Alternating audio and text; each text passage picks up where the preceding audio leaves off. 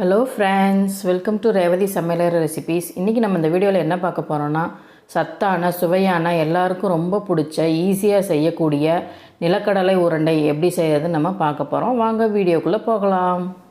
வறுத்த வேர்க்கடலை ஒரு 1/2 கிலோ எடுத்துக்கோங்க. இது வீட்டிலேயே வறுத்து தோலெல்லாம் எடுத்து சுத்தம் பண்ணி வச்சுருக்கோம். அடுத்து 1/2 கிலோ வெல்லம், நம்ம எவ்வளோ கடலை போடுறோமோ அதே அளவு வெல்லம் எடுத்துக்கோங்க.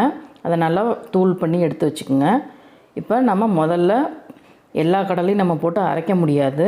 அதில் நம்ம பாதி அளவு போட்டு நம்ம அரைச்சிக்க போகிறோம்.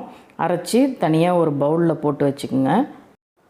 இதே மாதிரி மீதி இருக்க கடலையும் நம்ம பொடி பண்ணி நம்ம அதோட சேர்த்திக்கலாம்.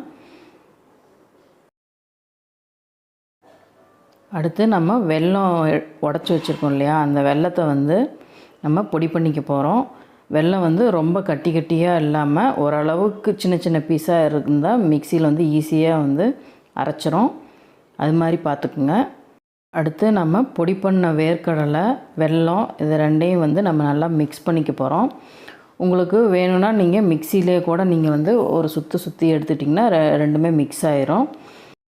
இல்லைன்னா நம்ம கையிலே கூட நல்லா கலந்து விட்டு இது மாதிரி நம்ம உருண்டை பிடிச்சிக்கலாம். நல்லா அழுத்தி பிடிச்சிங்கன்னா அந்த வெல்லம் நம்ம கையோட சூட்டுக்கு மெல்ட் ஆகி அது நல்லா உருண்டை பிடிக்க வரும். இது மாதிரி சின்ன சின்ன உருண்டைகளாக பிடிச்சி வச்சிட்டிங்கன்னா குழந்தைங்க அப்பப்போ 1 2 எடுத்து சாப்பிட்டுக்குவாங்க. இது ரொம்பவும் சத்தானது.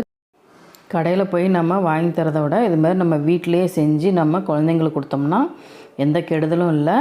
மாதிரி நீங்களும் உங்கள் குழந்தைங்களுக்கு செஞ்சு கொடுங்க.